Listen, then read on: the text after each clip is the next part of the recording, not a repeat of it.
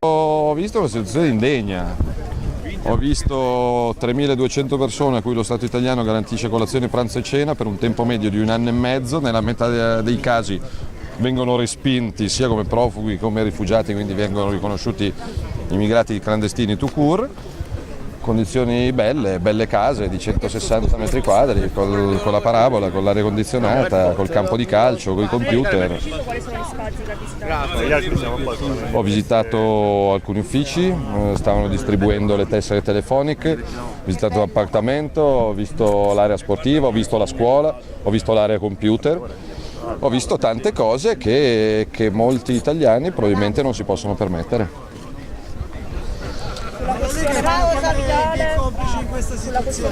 Ovviamente la cosa vergognosa è che Renzi e Alfano non ci hanno mai messo piede.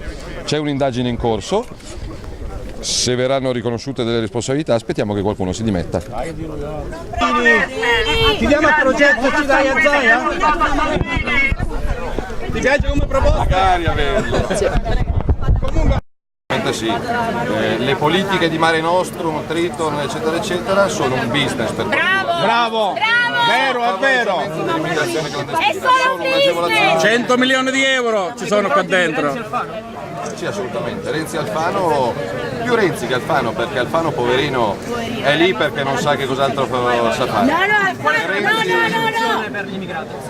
Salvini, mi perdoni! Alfano qua in Sicilia con Castiglione e Nella Firenze! Grande Guerra, sul Piave qualcuno è morto per difendere i confini perché non passasse lo straniero, adesso lo straniero lo andiamo a prendere a casa sua. Cosa ne pensa di Triton? Che sono delle porcherie, che sono dei business che stanno cercando di sostituire popoli con altri popoli e questo non è neanche nell'interesse degli immigrati che portiamo qua come visti. Molti però scappano dalla povertà e dalla guerra. Quelli che scappano dalla povertà e dalla guerra vera sono miei fratelli e vanno. La maggioranza di altra gente che viene qua da immigrata clandestino viene riportata a casa sua. Bravo Salvini, bravo! La spesa degli italiani è finita. Ma noi non siamo contro gli extracomunitari! Beh, noi non abbiamo da dediabolizzarci perché non arrivavamo dall'inferno o dalla diavoleria.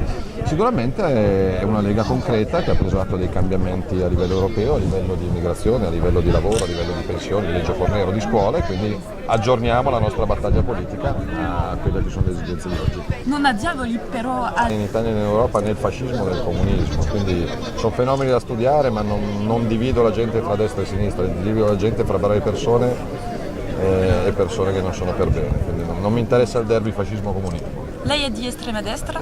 No, sono di estremo sopra. È entrato dentro il Carmignano, cosa ha trovato? Sono culture diverse, però la battaglia contro l'euro delle banche, della finanza, per la difesa dell'agricoltura, dell'impresa locale è nostra, è comune a Marine Le Pen, agli austriaci, ai fiamminghi, agli olandesi e a tanti altri, però le peculiarità sono diverse. Anti-euro, anti Ma noi siamo a favore della sovranità monetaria, a favore di un'immigrazione controllata, a favore di un'immigrazione regolamentata e qualificata. Noi non siamo anti, siamo pro.